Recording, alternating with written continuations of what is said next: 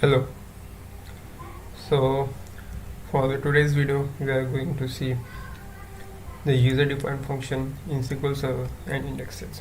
I'm not going to go a lot of deep, but this video will give an idea about what are the user defined function, how to create and perform some operations, and same thing about the indexes as well. Alright, so I'm connected to my SSMS and we have the database that is one of the most popular database is AdventureWorks.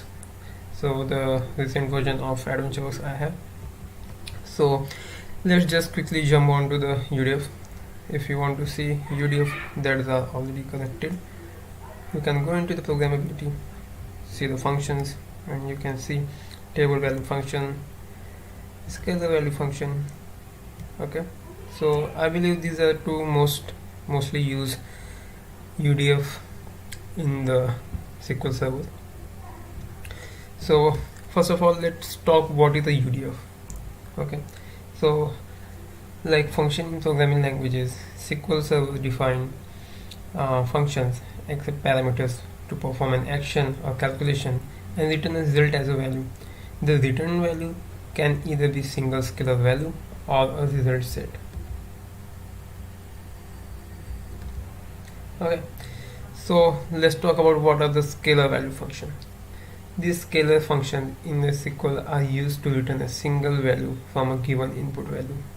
Okay, so let's just quickly, we can create any of the UDF.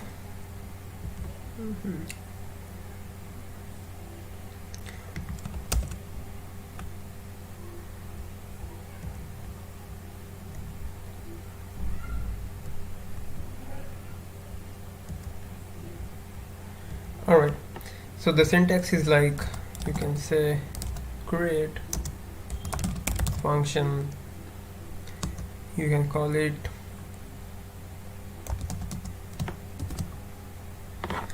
I'm trying to create a multiplication function, so I'll call it multiplication.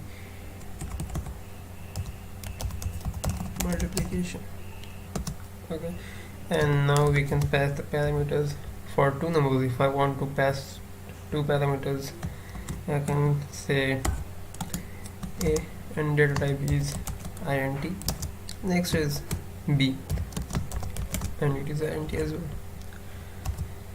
So this is how we can do, because the return type is already int. The next thing is begin,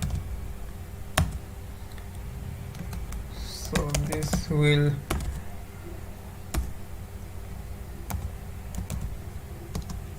return the parameter that is a multiplied by b. That's it.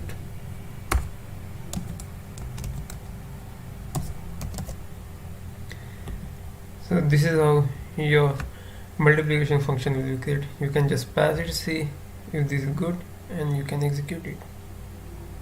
But before executing, make sure you have selected the right database.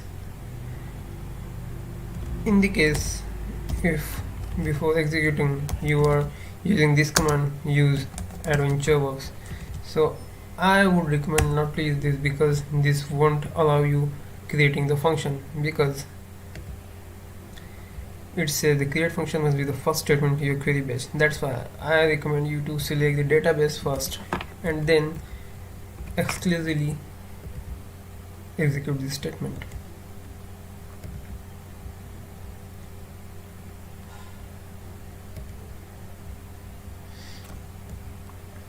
So yeah, we're good, and in the case if you want to see the result, you can say,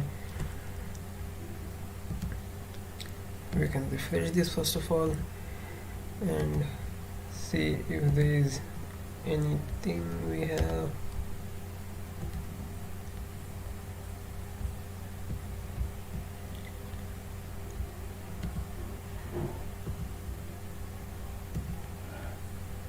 As a function, because we have created a scalar function, so yes, this is there. So if you want to select some output right from here, you can just drag and drop this thing here and pass the parameter.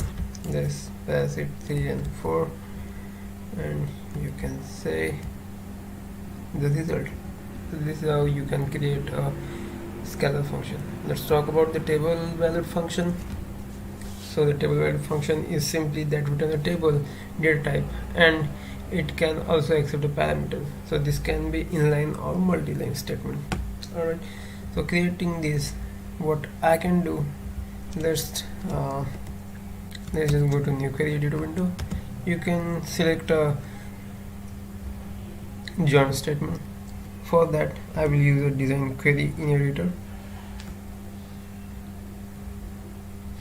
because I know couple of tables, those are having common key in between them. I'm going to select it and I'll pick some of the columns from each of the table and we'll try to create a join. Right, so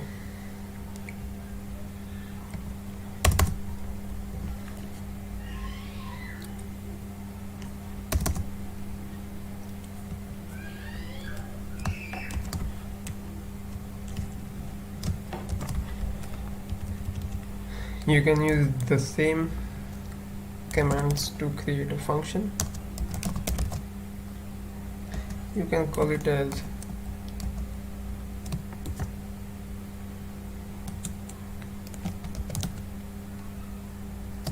table valued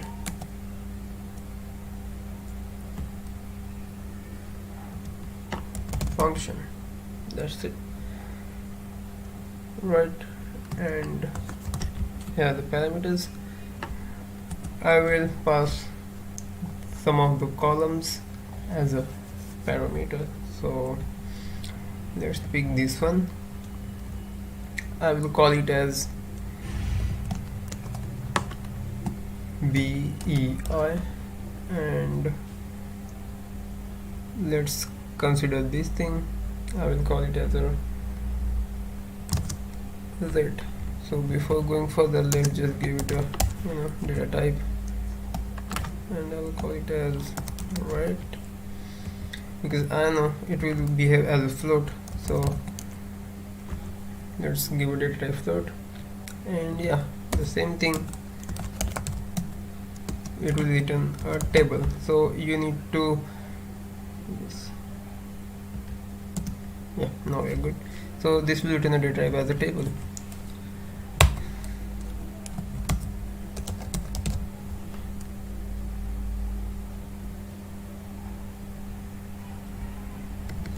My bad. Alright, we are good. So this is where we are going to pass the parameters. So I'll call it as where, right?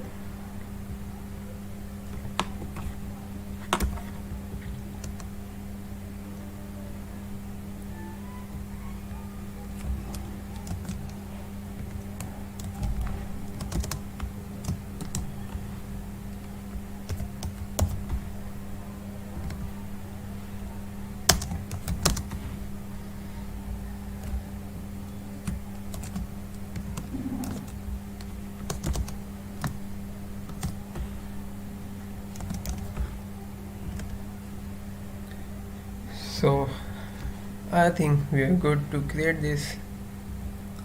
Yes, let's create. Okay, and just refresh the thing and see if we have got it right. So this is it. So next thing, what you can do, you can just pass the parameter and see if we got a correct table, right?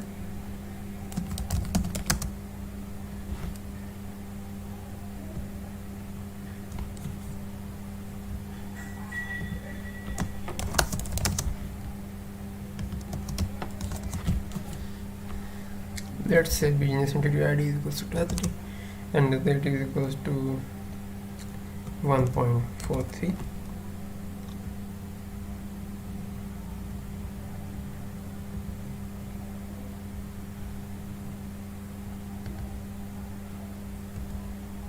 don't know. Okay, I think we just dragged and dropped a wrong UDF, and yes, now this is good. So I think we don't have anything that has this much. Let's see anything else.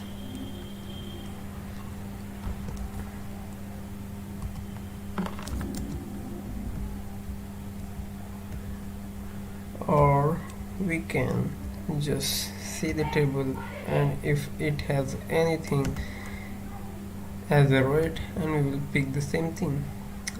We have this rate. Let's try to pass this. It's still not giving me the values. Let's try to pass business entity ID 1. Very obvious thing. So it should give me the record in the form of table, right? And yes, it is giving me the record. So this is how table value function will be created. So let's just talk about what is the difference between a UDF and a store procedure. So you all know what is the store procedure. This is the kind of statement, like collection of statement that is used to fetch out a predetermined result, right? So let's talk about the difference. So in the functions, it is mandatory for the function to return a value, while it is not for store procedure, right? So in store procedure, it is not compulsory that it should return you a value, right? In a statement, in a UDF, right? In a UDF, a select statement are only accepted in UDF, while DML statement not required. While in a store procedure, it accepts any statement as well as a DML statement, right? While talking about the third difference, we have, like, unlike a store procedure, UDF does not accept the output parameters. And next, you can call the UDF from a store procedure, while you cannot call a store procedure from a UDF, right? So this is how there is a difference between UDF and store procedure. Next thing that I want to tell you is you can use this thing as a recursive CTE. So a recursive CTE is one of that reference itself within that CTE. The recursive CTE is useful when working with a hierarchical data, because the CTE continues to execute until the query returns the entire hierarchy. Alright, so let's just try to create one of the recursive CTE in here.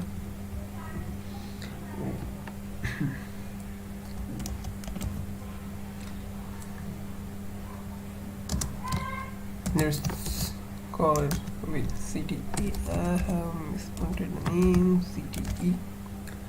Good.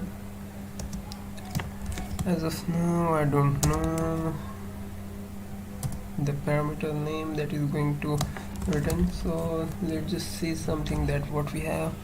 Okay, we have this thing here. First of all, let's just execute this thing and see what kind of result we are getting in the employee table. We have, alright, so let's just do one thing. We can just pick up top 1 business entity from this table, right? So this will basically return me 263. I want the number 1, so I will order by this.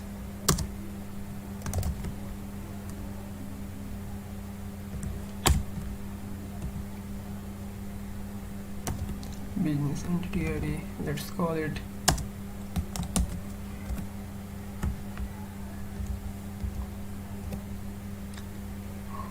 right. So we are getting this thing. Okay, this is the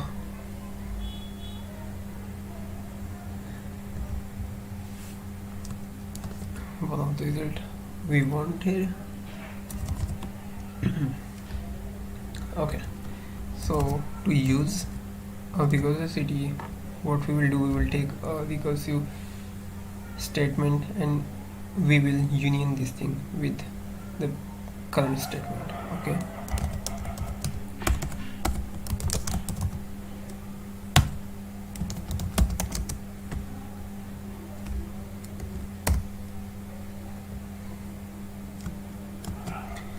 and yes, I will still pass this thing from this parameter because I want this as an output.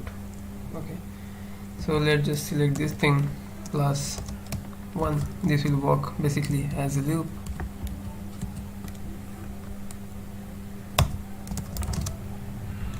And yes, the name of CTE.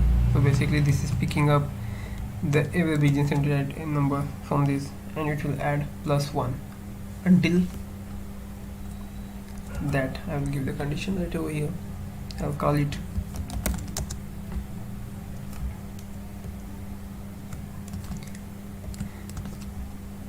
less than 50. Right.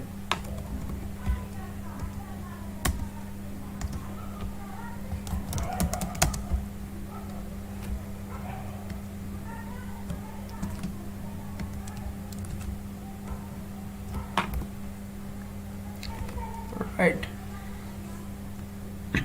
So let's just execute this thing. Let's create it and I'll let you know what we are exactly doing right here. Okay, so you see it will give you a result that's starting from 1, that is the top 1 business entity ID ordered by business entity ID 1, right? And it gave me the result up to 50. So let's talk about what is exactly happening right over here. It taking up the business entity ID right over here from this one, and this first business entity, that is the number 1, is selecting from this CTE, and this is going to get into the loop every time until it is 50. So basically we are using this CTE inside itself. So this is a recursive CTE. In this thing, this is an anchor member, right?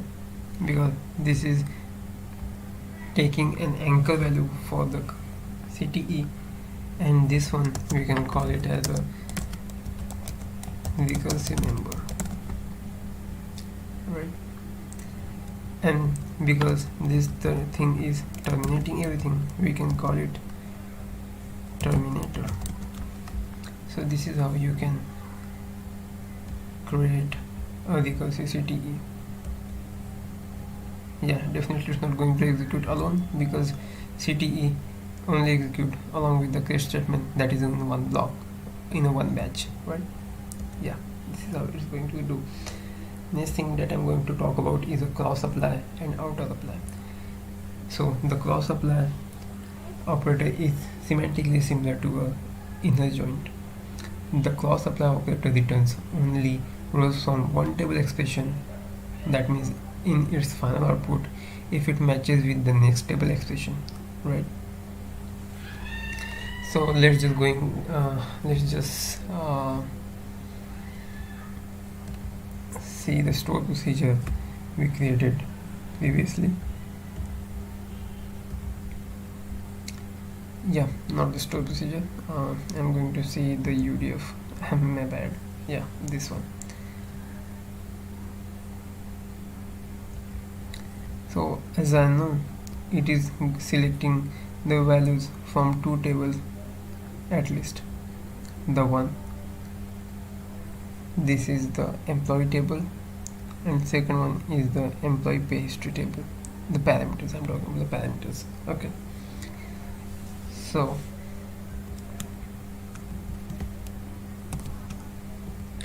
I will select two things.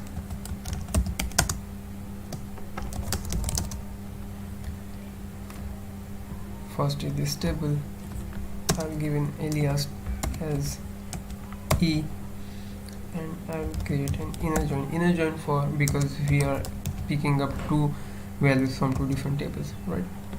So I'll take this table and let's call it as EPH.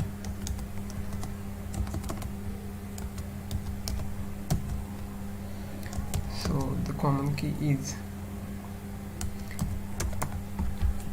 business entity ID, and the same thing.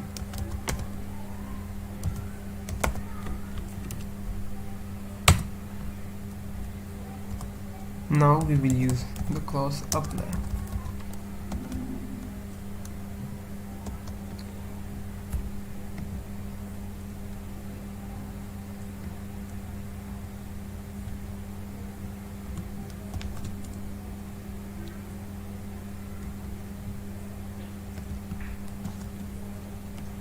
And instead of passing the hard-coded value, we will pass the name of columns from these two tables. The one is business entity ID itself from employee table that we know, and the second one is the rate that is coming from EPH table. We call it as rate.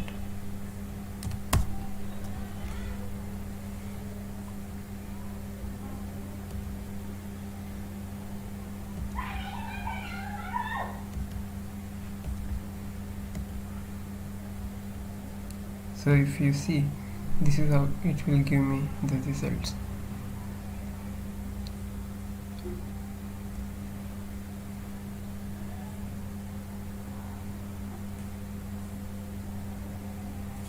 Same for the outer apply. For the outer apply, it is semantically similar to the outer joint operation. The outer apply operator return all the rows from one table expression irrespective of its match with the other table expression. So what we will do, we will just replace this cross apply word with outer apply.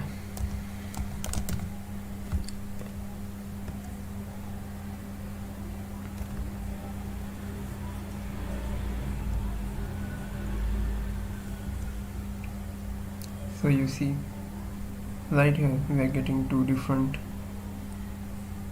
statements giving the same result, because in this it has the same number of rows matching irrespective of the not matching columns, right?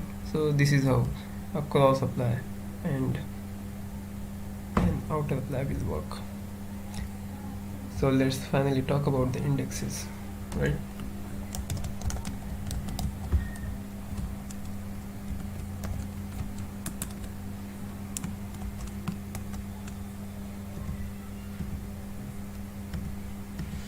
So basically, indexes are used to speed up the search queries to find data from a table quickly.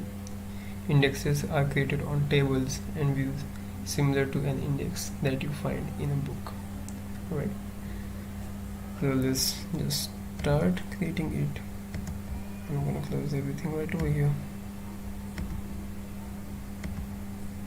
By the way, you can just delete the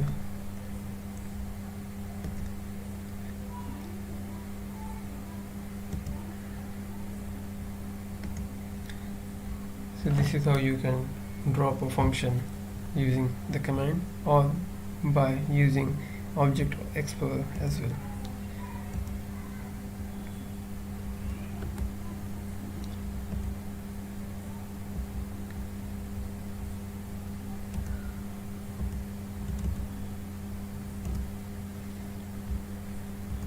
Right. So let's jump to the indexes now. It has a very similar create indexes. First of all, let's talk about, before moving ahead creating the indexes, let's talk about the type of indexes. We have clustered and non-clustered indexes, right? So a cluster index determines the physical order of data in a table. So we can have only one cluster index on a table.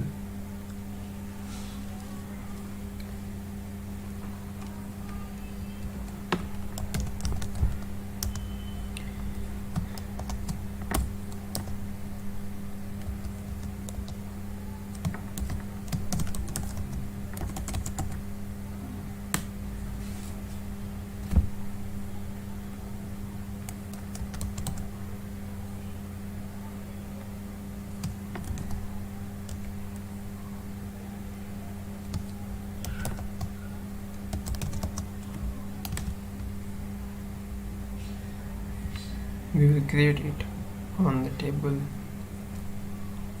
employee, right?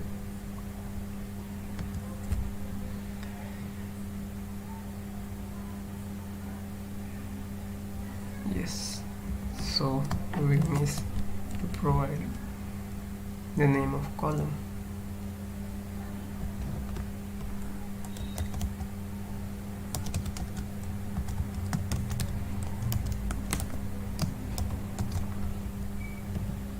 So let's create this. Yeah, so it had created the index on the table. We can see the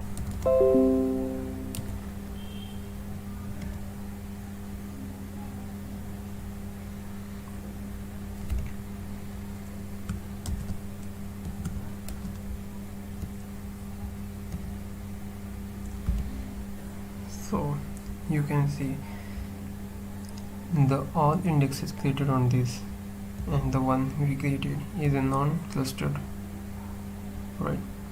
Talking about clustered and non-clustered, you can create only one clustered index on one table, and you can create multiple non-clustered indexes on the table.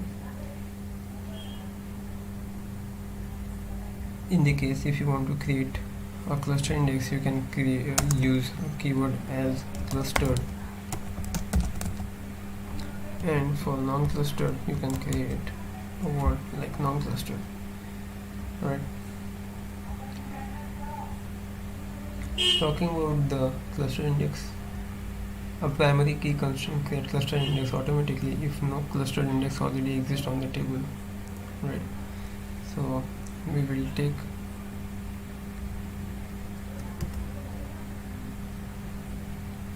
this table only, and we will create a duplicate table with a different name.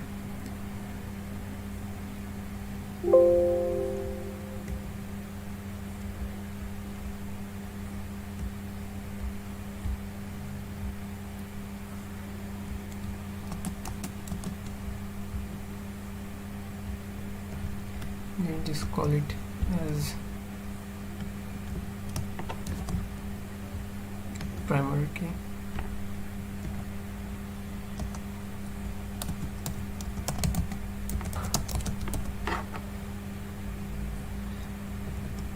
We'll call it as the new name will be this, right? Let's create this and let's see if it already gives the cluster index. This is created, right? And now we can see the index on this.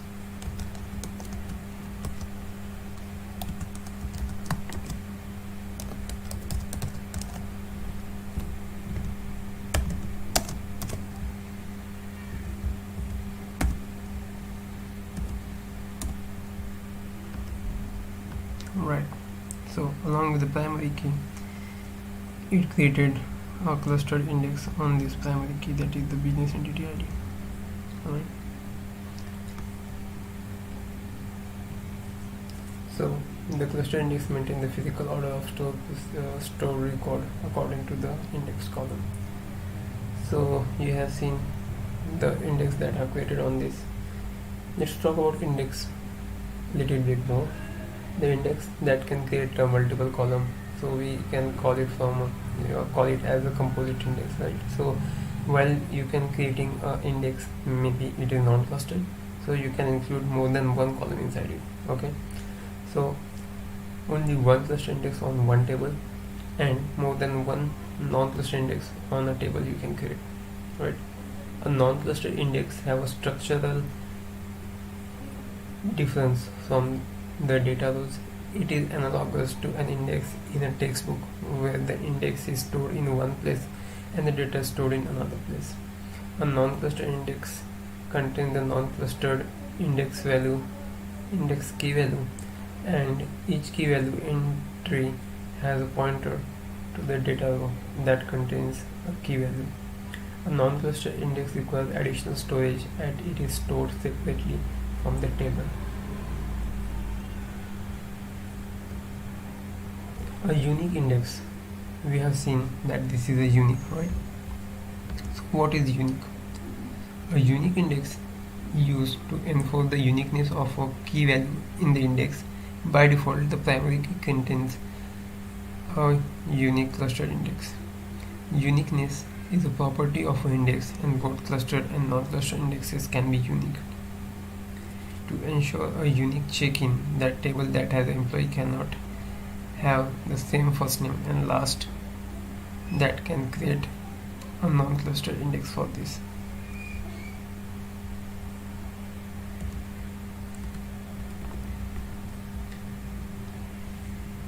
So I have already told you how you can create a non-clustered index. So while creating a non-clustered index, you can just add a word, that is a keyword, as unique. Okay, so this is how you will create a unique index. So by default, a primary key constraint create a unique cluster index, whereas a unique constraint create a unique non-clustered index. A unique constraint on a unique index can be created on an existing table if a table does not contain duplicate value in a unique key. So this is all about the UDF, recursive CTE, cross apply, outer apply, and the indexes. Hope you like this video. If you like the video, please like, you can comment, give your suggestions, and definitely please subscribe. Thank you.